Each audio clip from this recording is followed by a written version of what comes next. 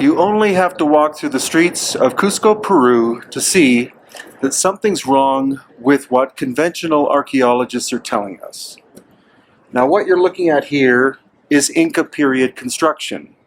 We can tell that because the Inca had bronze chisels and stone hammers. You can imagine that they could have done this kind of stone shaping using those tools. Now, less than 10 feet from that last shot I just took is this. And this is what is called the Coricancha. What you can tell is that this workmanship is far more refined than what we just saw. Now, the tightness of the fit of the stones at the Coricancha are so profound, as witnessed here, that in some places you can't fit a human hair in between these stones. And this wall is 38 inches thick, and it's perfect from the outside to the inside and throughout. Seamless. Now how could that have been achieved with bronze chisels and stone hammers? The answer, of course, is that it could not have been. So the question is, how old is this wall and who built it? Another thing you'll notice is the amazing glow that happens on the surfaces or the contact surfaces at the Coricancha. Well, some people are going to say, well, that's because people have been rubbing their fingers along the lines for hundreds of years, but that's nonsensical. It's only in the horizontal, not in the vertical. And so here we have a different form of construction again. This could very well be Inca. It's quite small stones, reasonably close fitting together, and above that, the Spanish style of construction. The thing is, if the Inca did appear in Cusco and found an abandoned city, built by people of higher levels of technology, then they naturally, being very aesthetic people, would have tried to build their structures to in some way match that of the predecessors. And we see a lot of evidence of that. Now the Inca attempted very fine joinery like this, as you can see, but if we look on the inside of the wall, like here, you can see that the fineness is only at the front. It separates out that way. So what they were trying to do was match the finish of the ancient work, but were not capable of doing it from the front to the back. So contrary to conventional thought, we're not looking at primitive work in the beginning and then advanced work later on. We're looking at advanced work first and then cruder work later. So the thing is, the Inca were a very stable society from their beginnings here in Cusco, about 1100 AD, until they were obliterated by the Spanish in 1533. So that would not explain why the construction style seems to be of higher quality lower down in a building and earlier on. Unless we're looking at the idea, possibly the fact, that a superior culture, technologically, existed in Cusco prior to the time of the Inca, and then the Inca built on top of those incredible constructions. And this is one of the most astonishing of all constructions in Peru. It's right in the city of Cusco, and you can see it's polygonal. And it's incredibly hard stone. This is andesite, andesitic granite. How could they have achieved this? How could the Inca have shaped stone like this with bronze chisels and stone hammers? It's not likely.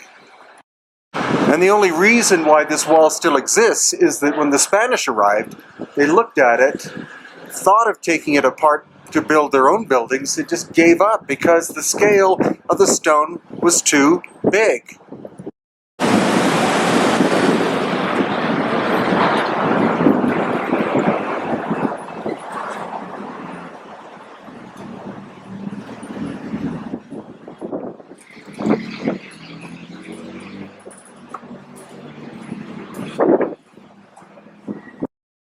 And And actually this one corner tells the whole story. What you're looking at here is you're looking at Spanish adobe over top of Spanish foundation. And then behind me, here, you're looking at Inca work. And now, right in the same vicinity, we have this, which is megalithic.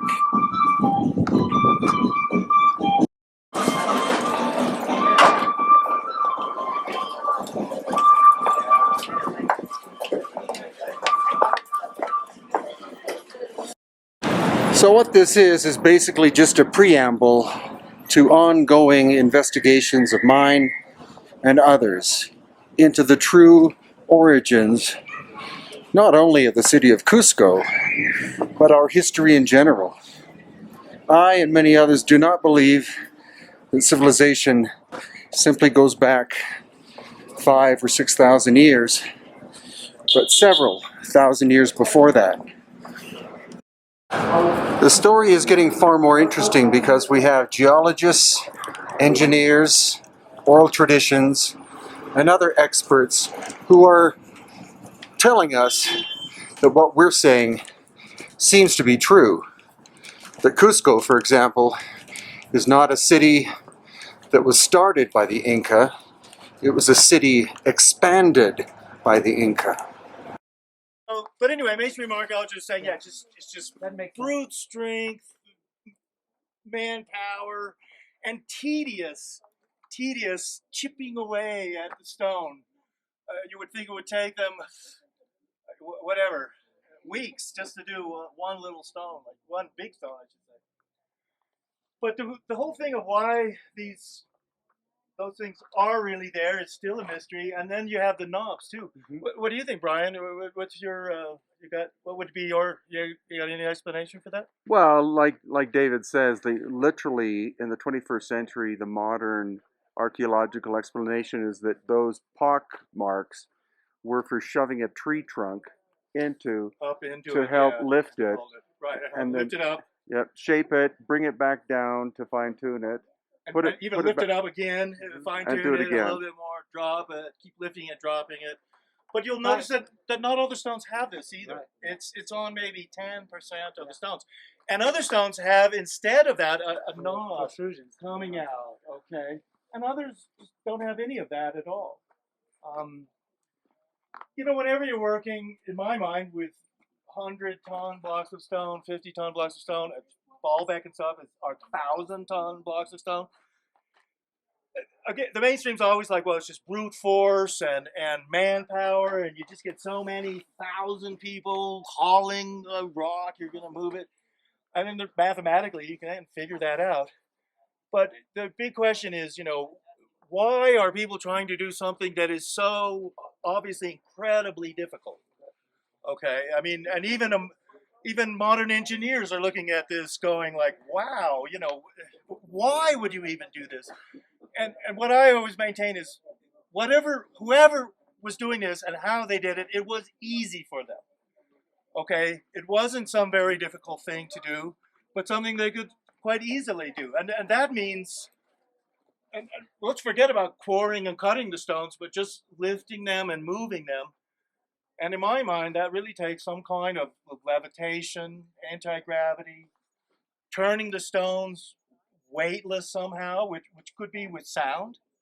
And acoustics is possible, perhaps earth energies, your anti-gravity ray that just holds them and then moves them into place. Another way, here's how a modern construction company would do it. I imagine they would build giant cranes, like in a dockyard or something. And those cranes would lift the stones up, drop them down. But how do you retrieve your cable that you were holding the stone? Well, yeah, no, I mean, I don't think it was done that way. No, I mean, it's in my mind, it's some form of levitation, anti-gravity, of making these stones weightless. And rather than it being done by so many thousands of people huffing and puffing and pulling, just a few people could have done this, in theory. I mean, but of course, modern archaeologists, I mean, they just can't perceive that or fathom that anybody could have ever done that. So I mean, it does remain a mystery, but the mainstream archaeologists will. I mean, they're like, well, it's they wanted to do it and they made a big effort and they did it. Stand there as well. Like this whole rock. But that is just brilliant. I just love that. So would this be a limestone then? Or is it? You'd have to do tests with some hydrochloric acid to see. It looks like mudstones, broken up mudstone fragments.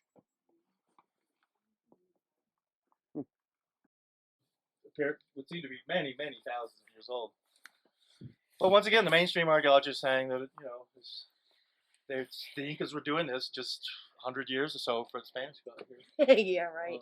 So But also, if you notice, it looks like this stone and that stone may have been attached in the distant past, as well as the one to the left, and that the cutting would have been done before the break. All these breaks. a break, that's right, and then maybe this is a stone that broke and then fell down or something. Maybe they're upside down.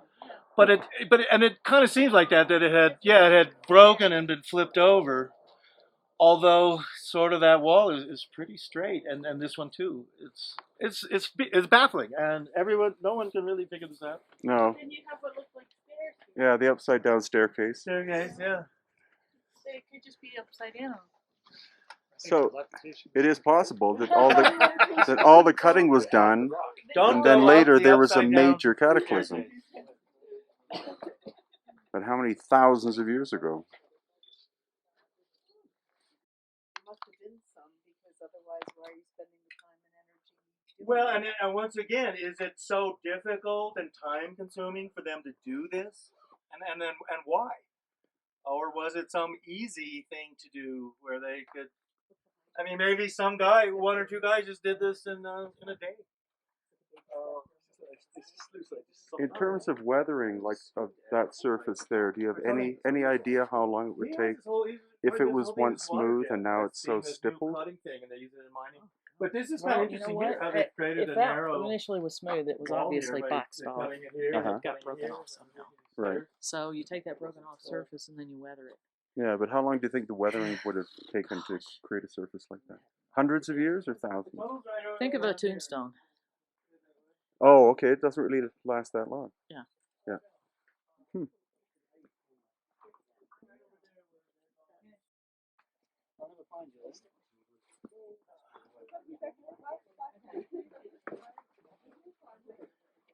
All right. Yeah, crouch down low to start with. This first part's kind of low.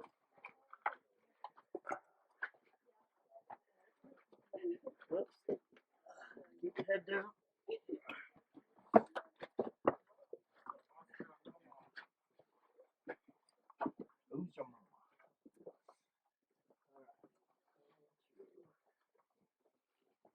All right, let's try and see if this works.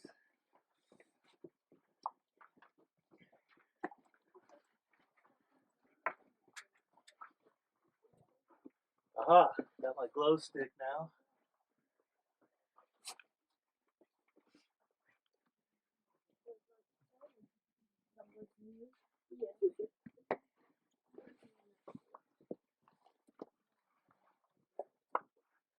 Watch it there, Hugh. Yeah, watch your feet too. They're a little bit sticking up and stuff. All right, here, let's go ahead and pass this thing back. Okay. There's a glow stick. Thank you.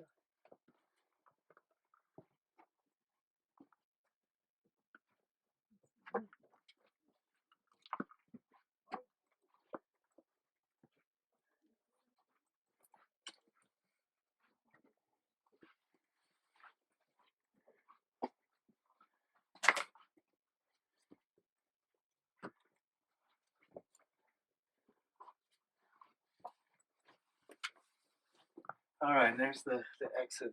Yeah. Here, we'll stand here. So keep passing that glow stick back to people, okay? You're almost to the exit right here. Okay, stop that and let them catch up. Put people in the real dark spot. Good day, Glenn. I do. Good.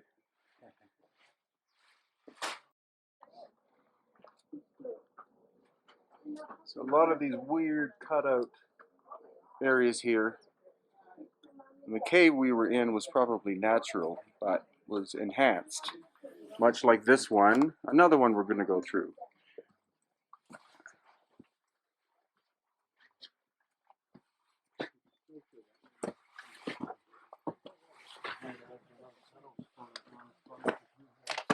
Very tight. I get stuck. Oh, almost got stuck.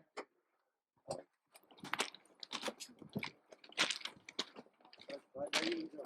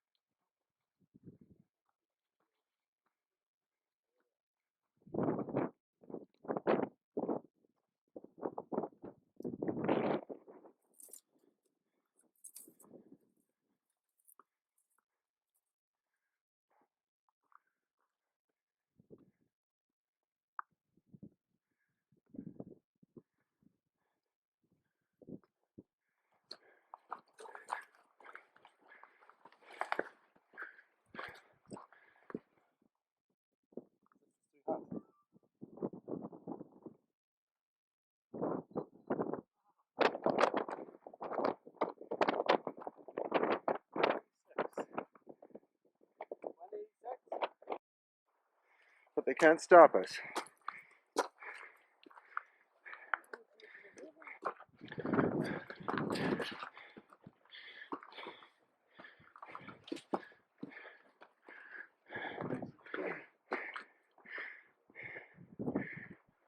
This and the other one, they look like something from the future, not from the past. Yeah, It's like out of Star Trek. it is. It's a Star Trek set.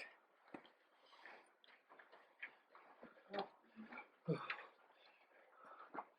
seen that before.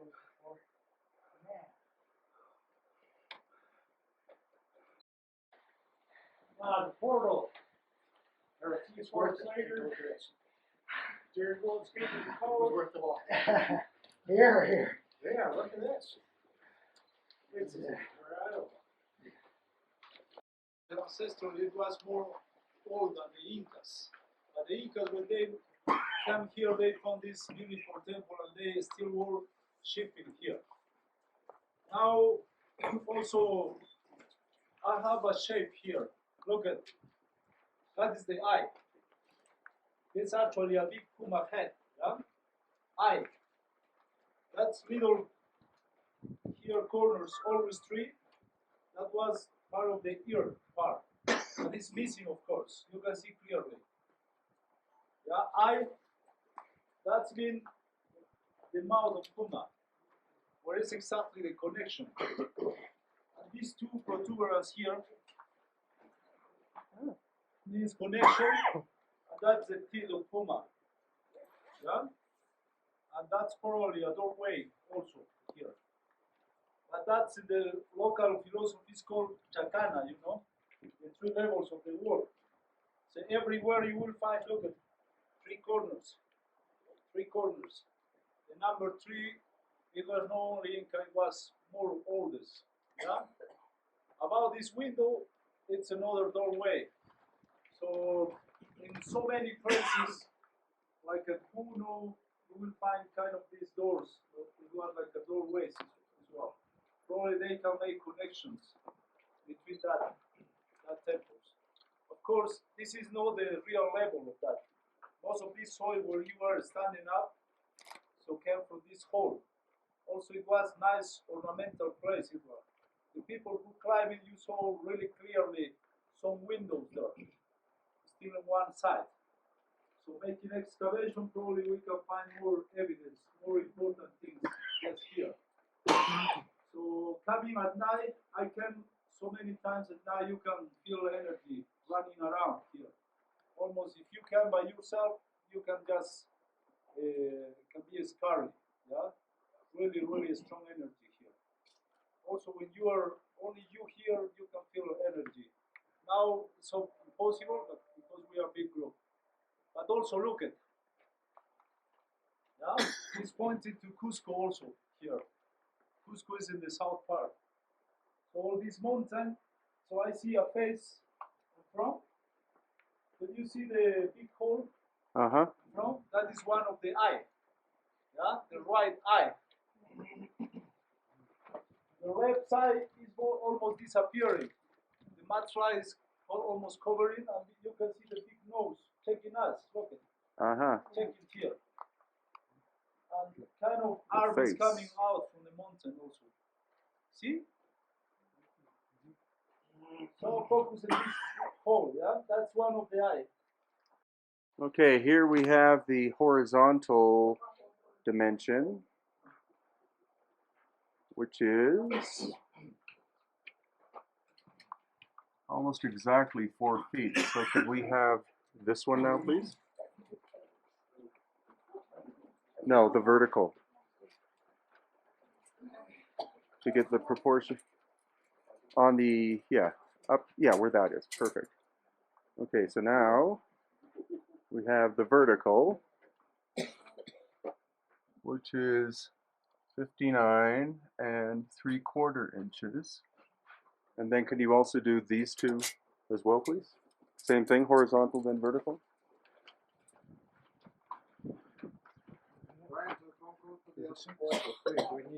So, so 35 and 3/4 horizontal.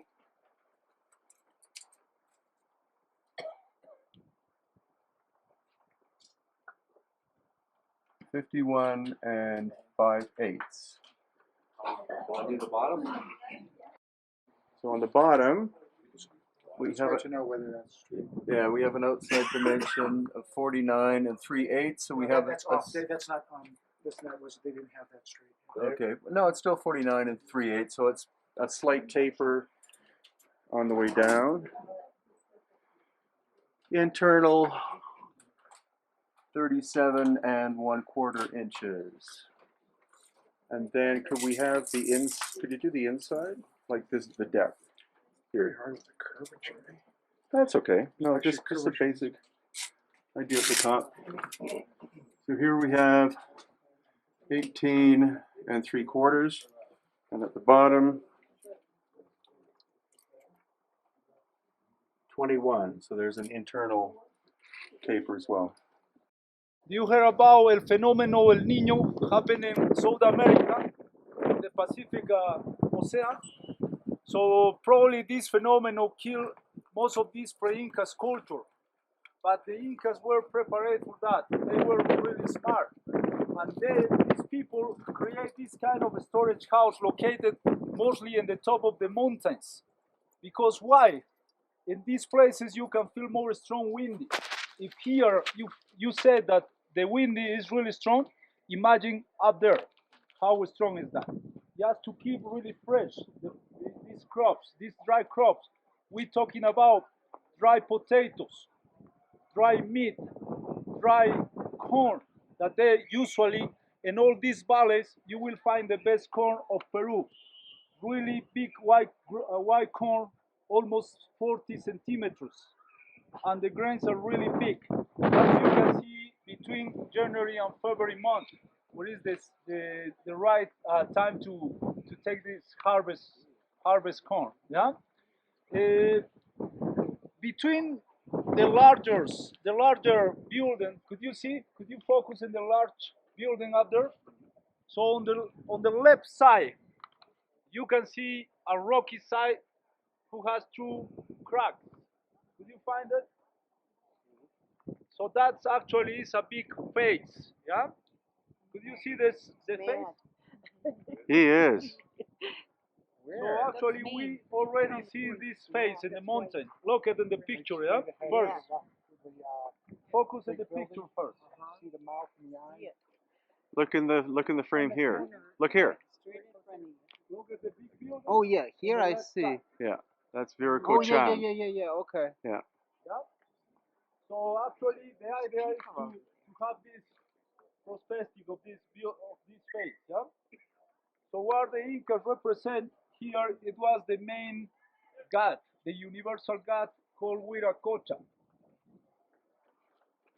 So actually, in the top of the head of this face, you can see a building. So this building, it was called chuku, or ceremonial hut. Yeah, only the high-level people in that time used to wear in that things. So that represents that Incas probably want to represent the main god. Already this god is carrying all the granaries or storage house. The Aymara language, yeah, it means the same thing. Tunupa or Wiracocha. Wiracocha is Quechua word, and Tunupa probably is from Aymara language. Yeah, so still there is controversies about which language, if was Quechua or Aymara first. But the thing is that almost all the Andes here, or most of the people in the Andes talk Quechua. Yeah, and Aymara only a little portion of in the Lake Titicaca, the Inca side. Yeah, could you see? So this terraces has a nice shape. If you see in this next page, it's a llama.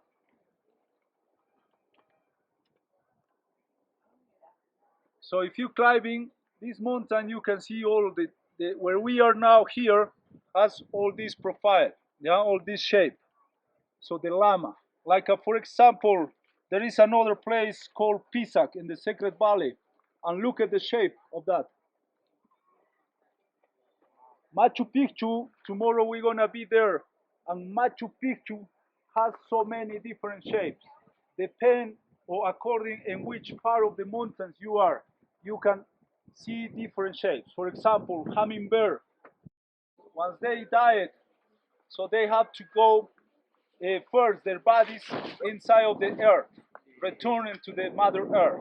But the soul or the spirit, they just waiting for the condor spirit who can carry this spirit until the celestial world, and they will reborn again through the Mother Earth. Yeah, that's why most of the sites here it was made by stone. That is one of the points. They took a lot of time probably to make these buildings only by stones. Why? Because they don't care about the time. Yeah? Because they believe in the reincarnation. If they died, they will return again and they will use the same buildings as their houses as well. That's why sometimes I heard that, and I prove that when I go some unexplored places in the mountains here, some urban sectors. We don't know exactly from which time they are. So when you go inside, you can see a normal living room there, a normal house, probably for one family. But always there is a mummy inside, or rest of the bones.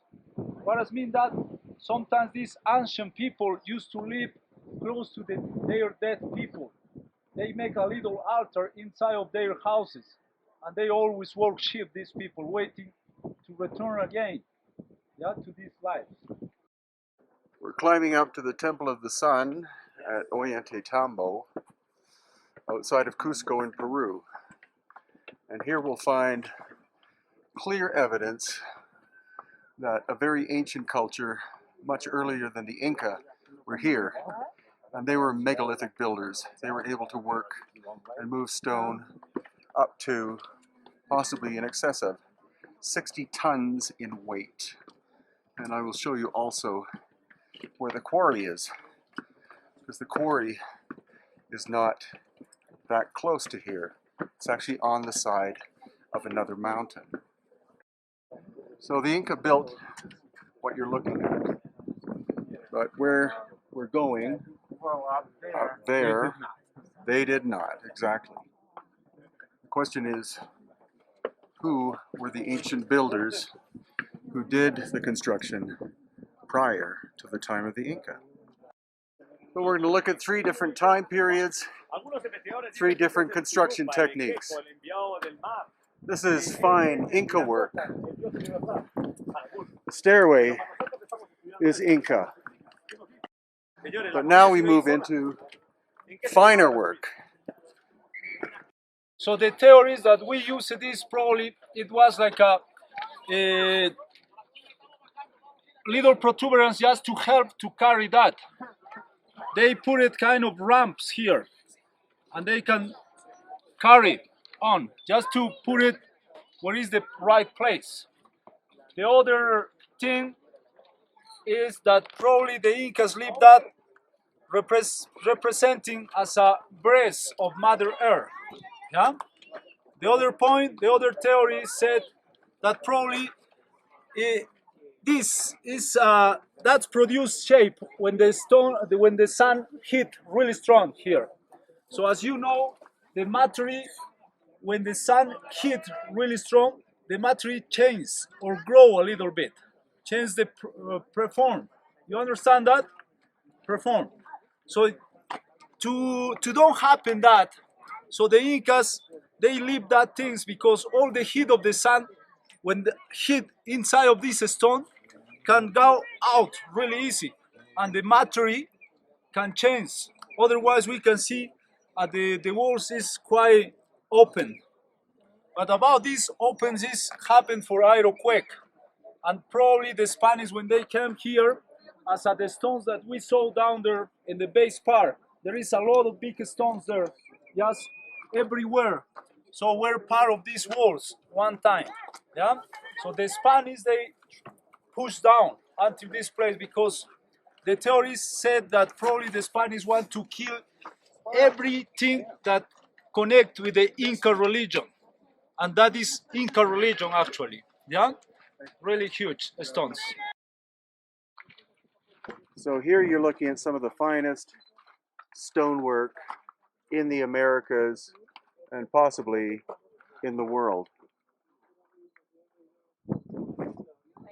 And the thing is, if the Inca had built this, then why is the work above inferior? This is not the work of the Spanish or contemporary.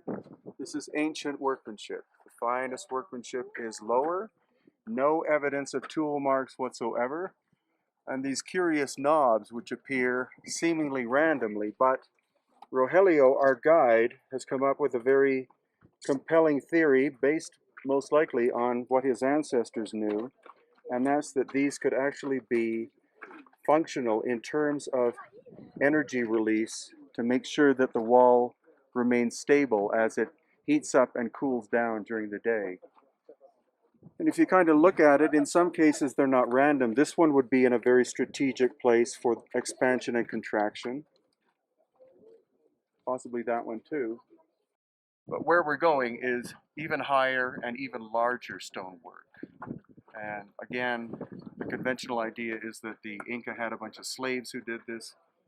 It's far more likely that we're looking at evidence of an ancient lost civilization, possibly called the Peruvians.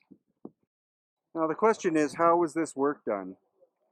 And it wasn't done using conventional tools. I think what we have here is an example of a stone being cut, but it was never completed. You see the groove that runs through the stone is incredibly even. It's not a crack. I think this is evidence of the ancient machine that was used to cut it. This is one block weighing at least 40 tons. And you have to stand back in order to actually see it. But also the seam, you see the seam between the top one and the lower ones. You can take your fingers and run them back and forth and it's like glass. So this was not done using bronze chisels and stone hammers. This is definite high technology, and that the seam is so tight it goes straight through that stone more than 2 feet. And so as an overview, we have this incredible megalithic size of work here. Below it, incredible precision, mortarless construction,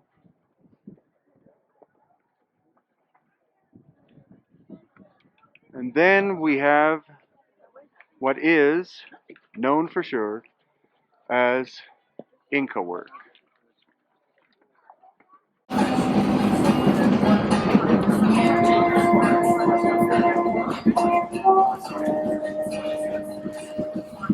by a group of Swiss, French, and Dutch hikers. This is a perfect pyramidal mountain, and it has a very high difficulty level for the climbers.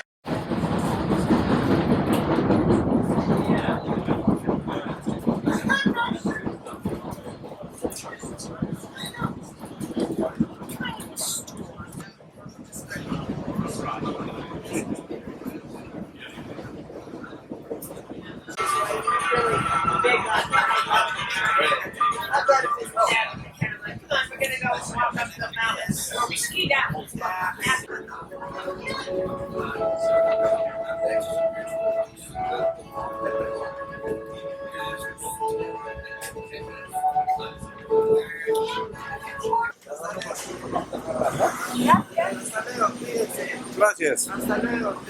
Yet another trip to Machu Picchu in Peru.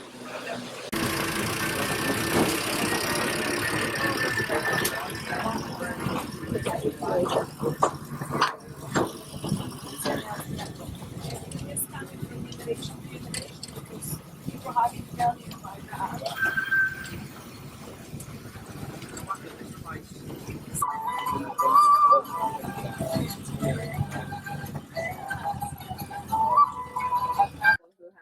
a local guide, Oh, really? so They were so got to borrow her. Yeah, it was just the four of us in our seat.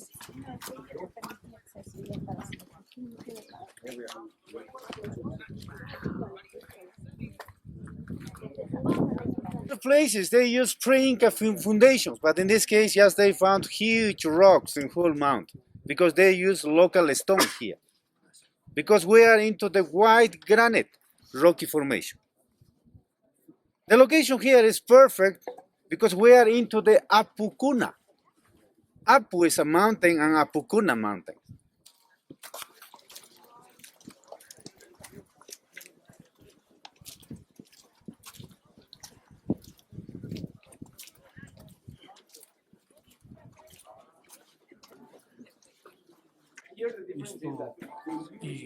Santiago, que são os sobrenomes de lá da cidade. Então, isso prova que este lugar sempre foi visitado por pessoas superinteiras. This is the beautiful cave. This is the temple of the Pachamama, the temple of the Mother Earth, because inside are some trapezoidal niches because they keep some human bodies inside always in the fetal position. But the process of mummification, yes, was for the very important people. Local priests, the local government, because the regular people, they put in the regular cemeteries, but in the same position, in the fetal position. The temple of the sun. Look at from here, much better. Wooden door, security system like this.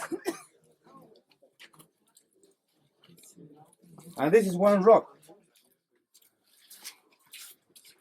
Look at the trapezoidal shape here.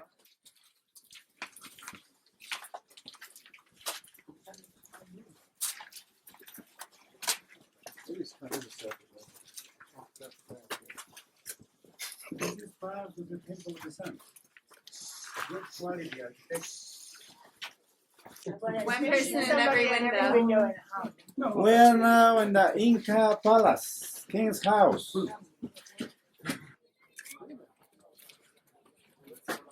That window, you think by design or just?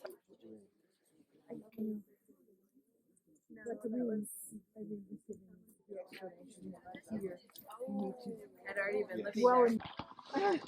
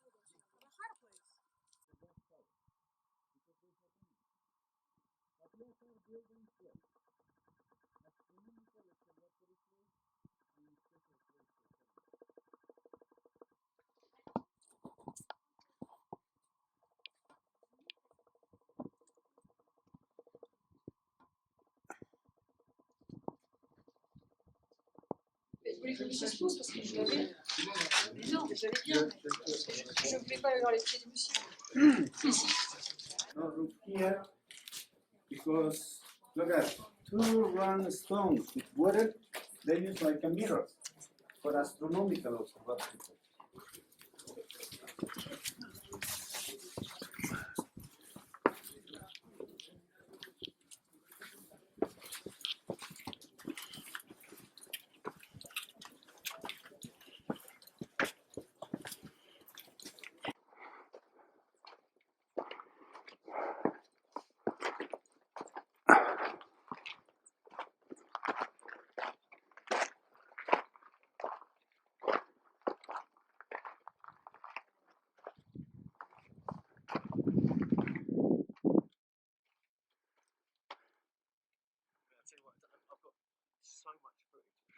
So we're at Silustani, which is southern Peru near Lake Titicaca, elevation 13,000 feet. And what you see behind me are the remains of a damaged tower called a chulpa. Now most mainstream archaeologists will contend that these towers were destroyed probably by the Spanish for building material, but I will show you evidence, as in that you just saw as well, that this was the scene of a massive explosion several thousand years ago.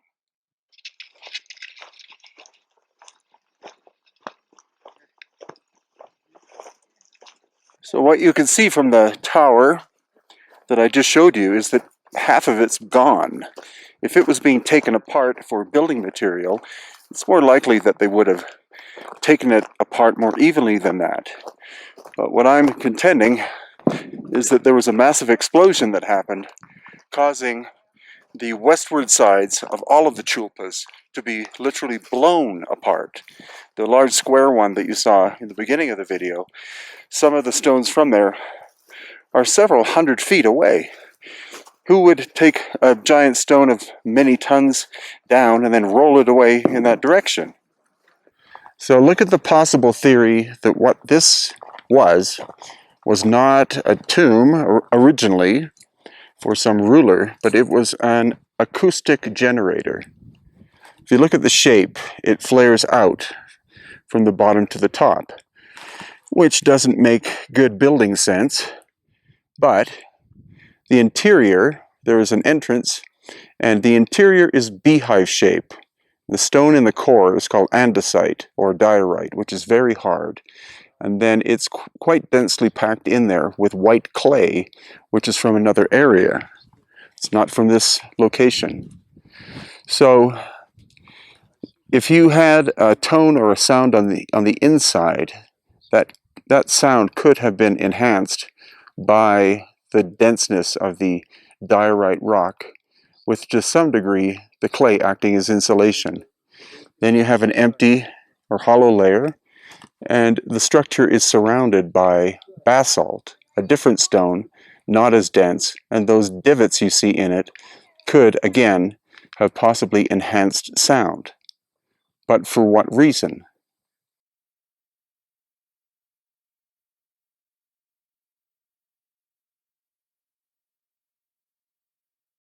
Battery on the meter, it completely just drained it. Meaning that this is a highly energetic area? It means it needed that battery energy. Yeah, they'll take the energy it will add. All energy needs a pathway, so what the theory is that battery drain, the energy off of these join the present energy. So let me just switch out some batteries and see what we get. Okay.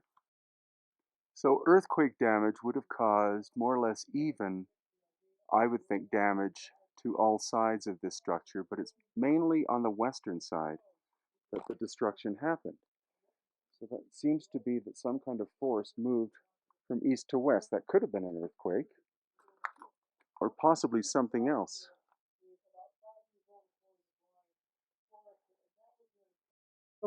Okay, yes you do. Okay, we're going to go inside. Now this opening faces east, and each one of the openings in these towers faces east. Could be or the rising of the sun, or it could be that the energy is running in that direction.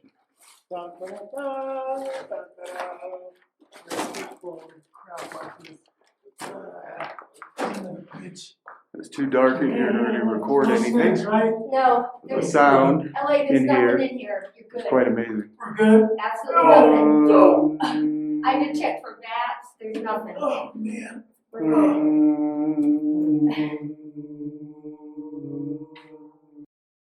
And we're hypothesizing here. But when it was functional, what did it do? I mean, how did it work? Did it resonate sound? It's certainly an enigma, and you can see it goes up and up and up. There's nothing here but a dirt floor. We really have no idea how it functioned. We only know this, and no one can take this away from us, that whoever built this were master builders. They did it with such precision. They did it with a deliberate skill and a deliberate purpose. They had an end in mind, and they hauled stones from miles away to construct a very specific shape. So, I don't really think it was to bury the king or a few mummies. In my opinion, this was some sort of a transmitter, perhaps, of energy. No idea. But it's all been lost to us. And we only have what the signs tell us in the park, which we don't believe.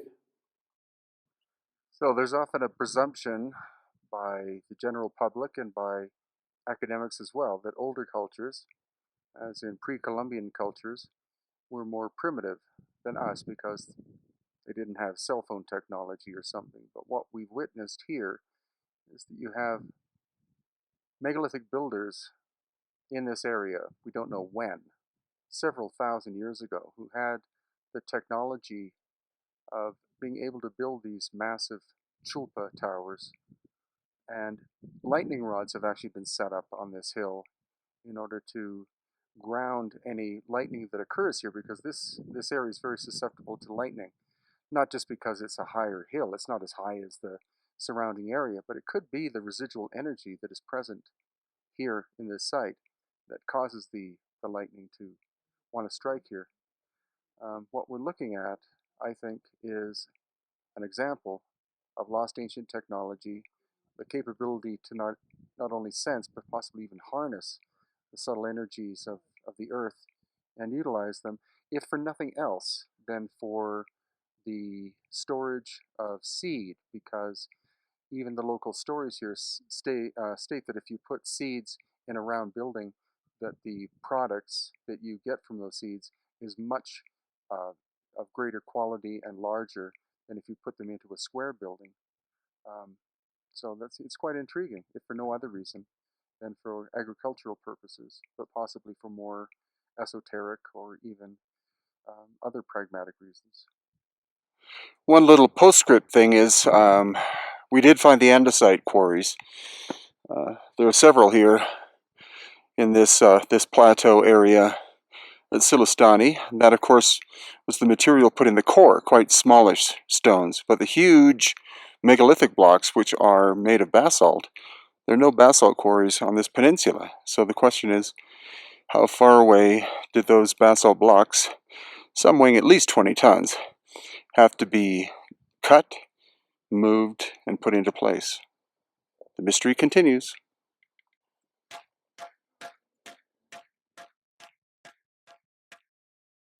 I hope you noticed that when I hit the stone, or did, it made a tone.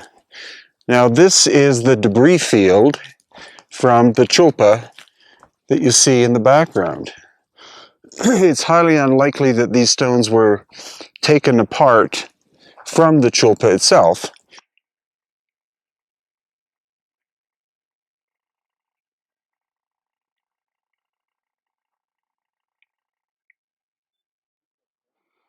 Today we are at Pumapunku, in the Altiplano of Bolivia, once again. And the focus of this video is going to be on possibilities of catastrophic damage happening to this site in the very distant past. We're talking more than 12,000 years ago. It's likely that a lot of the damage to the site was done by an ancient cataclysm that came from Lake Titicaca, which is over on my left, and buried this site in a wall or a cascade of mud. And we're also going to be using Tesla meters in order to measure the andesite stone for possible magnetic anomalies.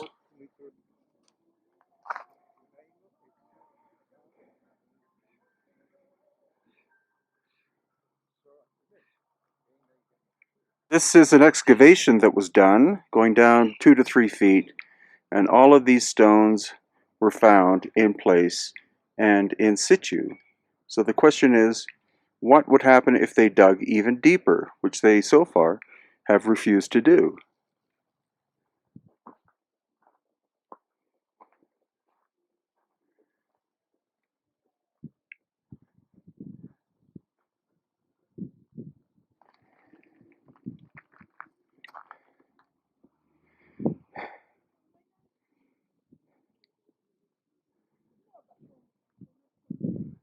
Mi amor, 1 second, I'm gonna take one. Kenneth? That's okay with Brian? Acá, párate acá, Kenneth. Siéntate. I'm gonna go and explain a little bit. Just Sí. take the pictures. Sí. Esto está volviéndose loco en diferente. Hay lugares que no se mueve nada y no. Está así. Es que tiene que ser así. Sí, sí. Es que ir una foto con Brian. No tenemos aquí ni una.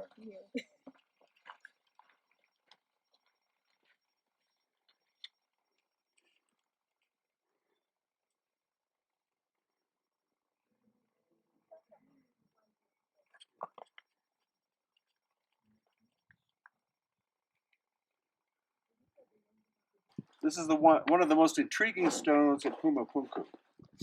And I'll film the actual stone afterwards. But what we're reading here, this is the base micro Tesla reading of 23 or 24. As I go in close to the stone, 27, 30, 39, so not much difference. Then it drops down to 17. As I turn the corner, 50, 65, and as I pass by the vertical cut, it's at 100.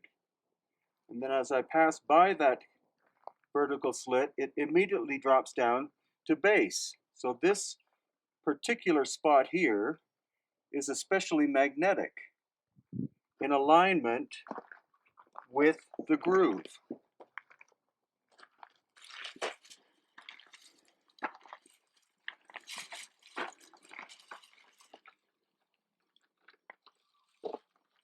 We also took calipers here, and these holes, which are all the same diameter, are perfectly spaced. And this groove is perfectly aligned to the edge of this surface going down. And the flatness is believed by some who have measured it to possibly be within 2/10,000ths of an inch of being laser perfect.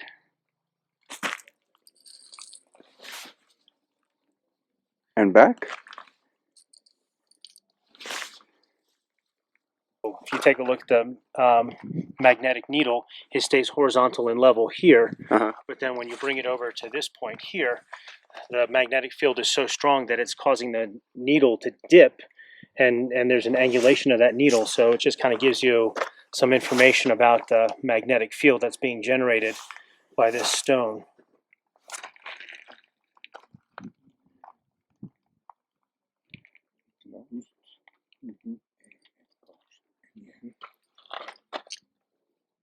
So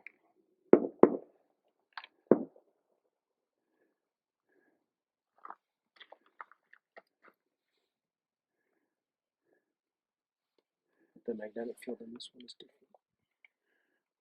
Okay, here's another weird thought.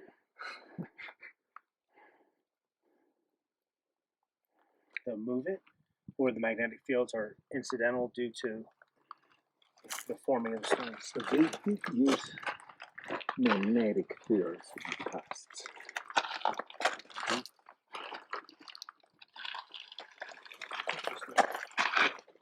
So many more questions now. You know?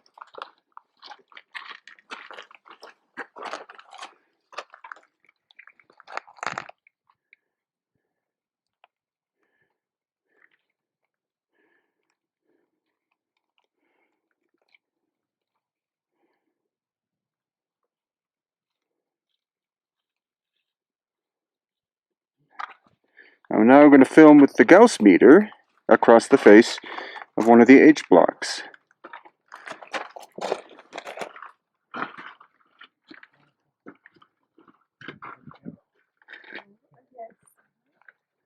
Not many others of them.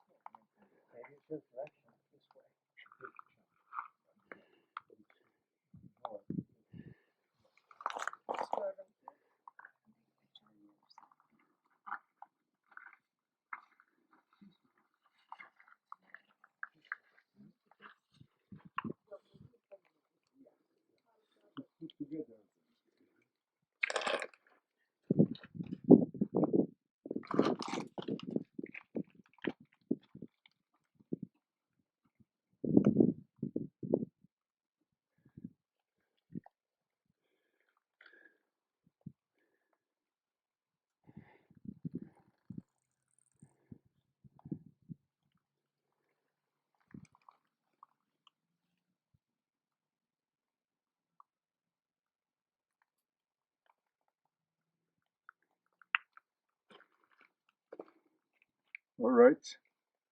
It's easy. Get in the Google on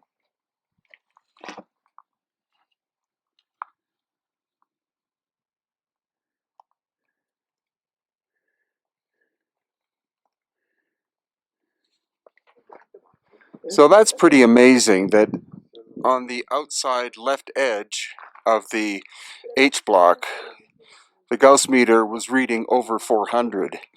And then when it got into the center of the H block, it went down to like 10, 20, or 30, and then back up, and to the right, it goes back up over 400. So is that the nature of the andesite stone itself, or is it the actual shape that is causing this quite dramatic alteration in the magnetometer's registration?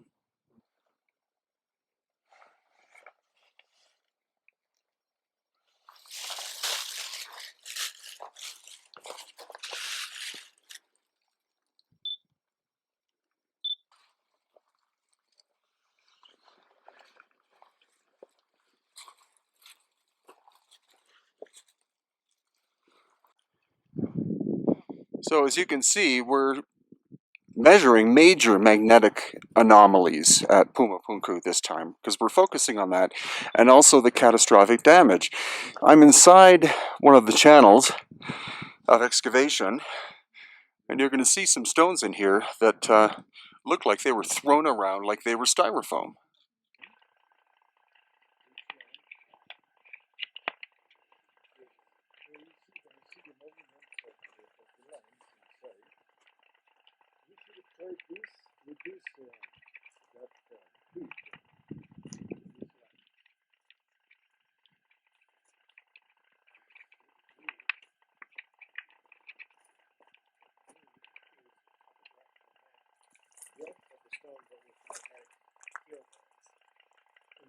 How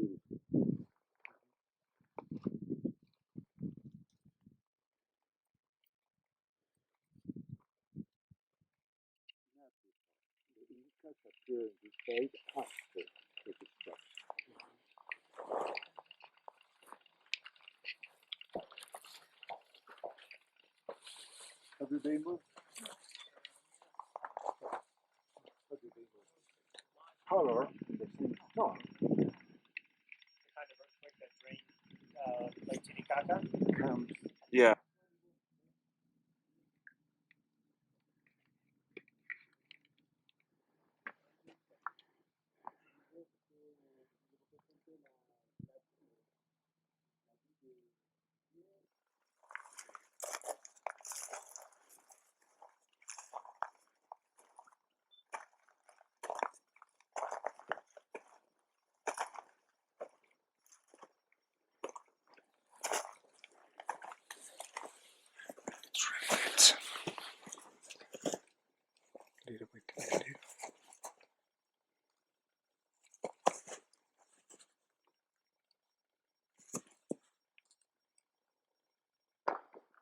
So this is the perimeter of Pumapunku.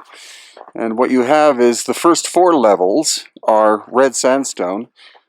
The quarry is 8 miles over those mountains. And the red sandstone does not react to the Tesla meter. But then the 5th level is the andesite, and it was going, or is going crazy with the Tesla meter on it. So it's almost like there may have been that the 5th level was like an energetic band that went all the way around the complex. That's news to me.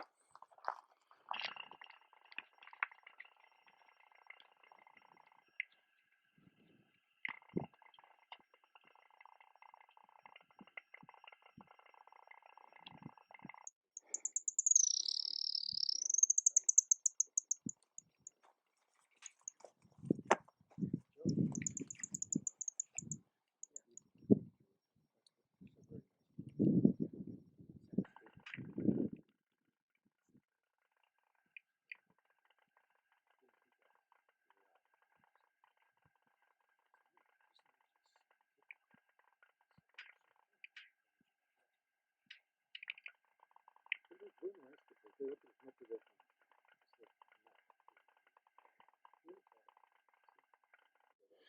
12,000 years ago, this bottom step was where Lake Titicaca rose up to.